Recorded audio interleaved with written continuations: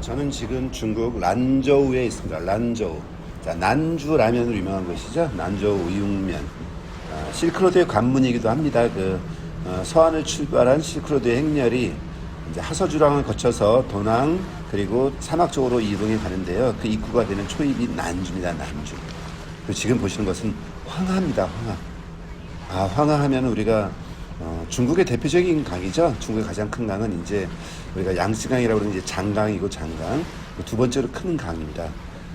그러나 상징적으로는 중국 문명을 황하 문명이라고 이야기하듯이 중국 문명의 상징적인 공간이기도 합니다.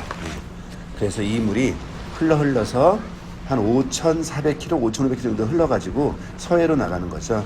그래서 서쪽에 이제 그 곤륜 산맥으로부터 흘러가고 칭하이성을 흘러서 고원지대를 흘러가지고 쭉 낙양, 정조 앞으로 쭉 흘러서 가는데 생각보다 물살이 빠릅니다. 그리고 굉장히 넓죠. 색깔은 누렇습니다. 좀 심하게 얘기하면은 60%가 진흙이다라고 얘기할 정도의 시절도 있었는데요. 도도히 흘러가고 있습니다. 그래서 사실 난주를 제외하고서는 일반적인 중국 도시에는 황하를 만나기가 어렵습니다.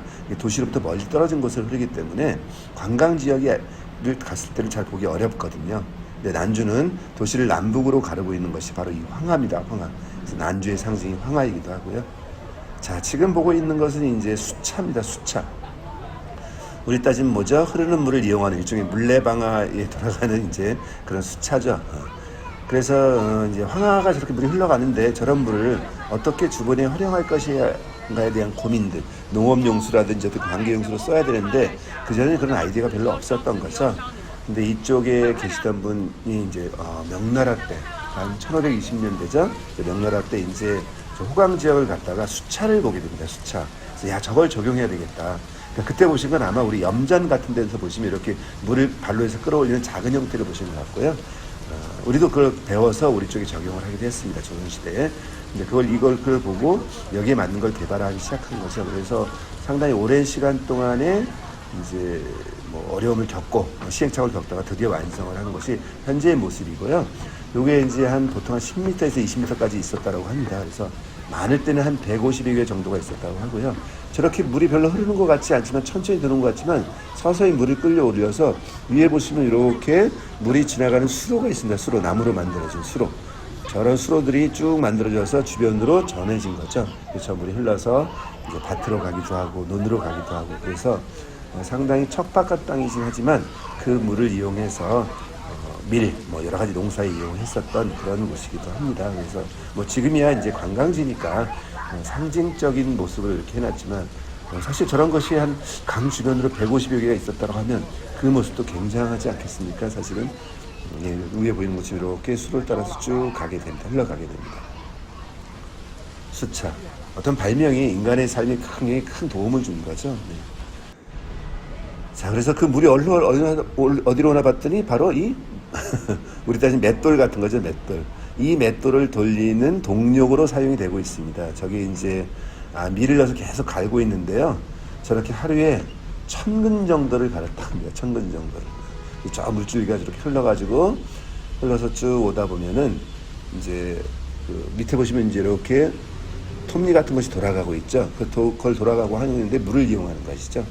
그래서 이제 오른쪽에 보시면은 그렇게 커 보이진 않았는데 그 물이 조금씩 흘러서 이렇게 물레방아로 이렇게 내려오고 그 내려온 것이 밑에 돌아가는 톱니를 돌리고 그 톱니가 위에 있는 맷돌을 움직이고 이렇게 해서 갈았다라고 하는 거죠. 이걸 이 사람들 용어로는 이제 수마라고 합니다. 수마.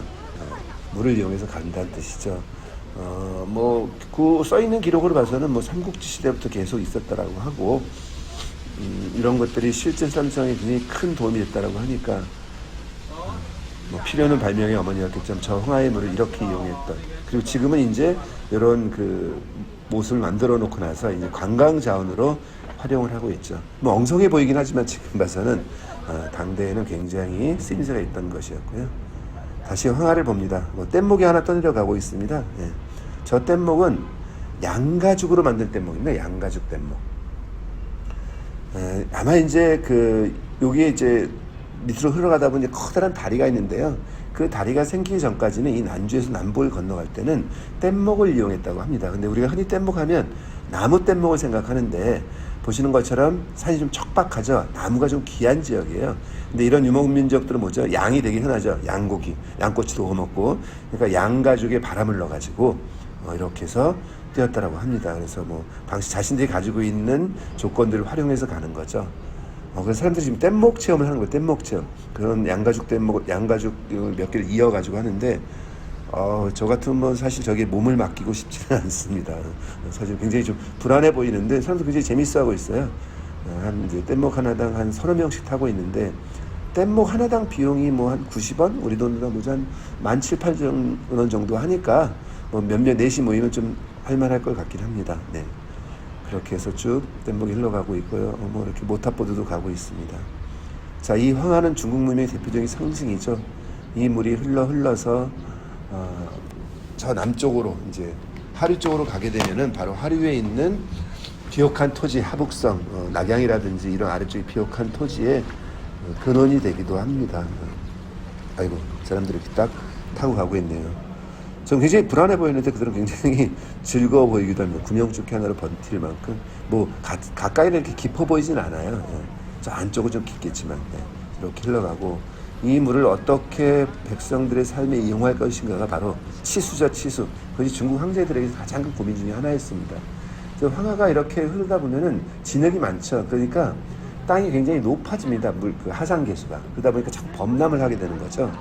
그래서 황하는 실제로 아주 크게 바뀌어버립니다. 지금은 우리가 황하가 산동반도의 북쪽으로 해서 서해로 들어가고 있지만 초기에는 산동반도의 남쪽으로 할 정도였어요. 그 반도의 남북을 가릴 정도로 범람을 했다라고 하니까 어마어마한 거죠. 그 어마어마한 삶을 백성들에게 그대로 이어지는 곳이니까 늘 황제들의 가장 큰 고민이었겠죠. 그래서 중국 역사에서 치수로서 황제가 된 사람들이 있지 않습니까? 우리가 아는 순임금, 우임금 다 이런 사람들 바로 치수를 잘해서 우리도 물을 잘 다스려야 되는데 참 요새 고민이 많습니다. 갑자기 비도 많이 왔을 때 모습을 제가 이제 케이블카를 탔습니다.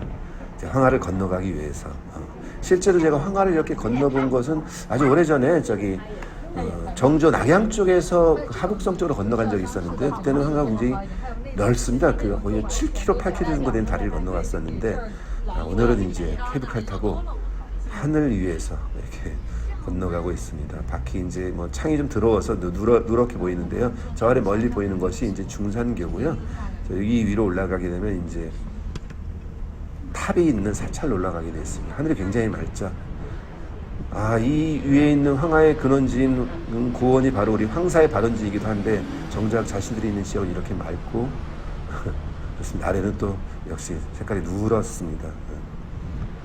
이렇게 건너가다 보니 참 여러 가지 생각을 하게 됩니다.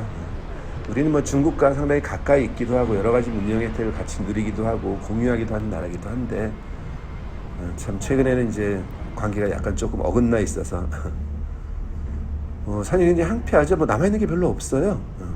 남는 게 별로 없고 나무도 별로 많지 않고 그게 이렇게 이제 관광지로 나중에 이제 유명한 관광지니까 꾸미고 있습니다. 반대쪽은 이제 도시가 굉장히 고층 빌딩이 올라가고 있습니다. 이렇게 올라가다 보니 유명한 이제 황하에 대한 여러 가지 시가 있는데 그 중에서도 황하가 참 이게 맑아지지 않는다 이제 이런 것 때문에 지은 시 특히 당나라 때 여리 시인 중에 유채춘이란 분의 시가 있습니다.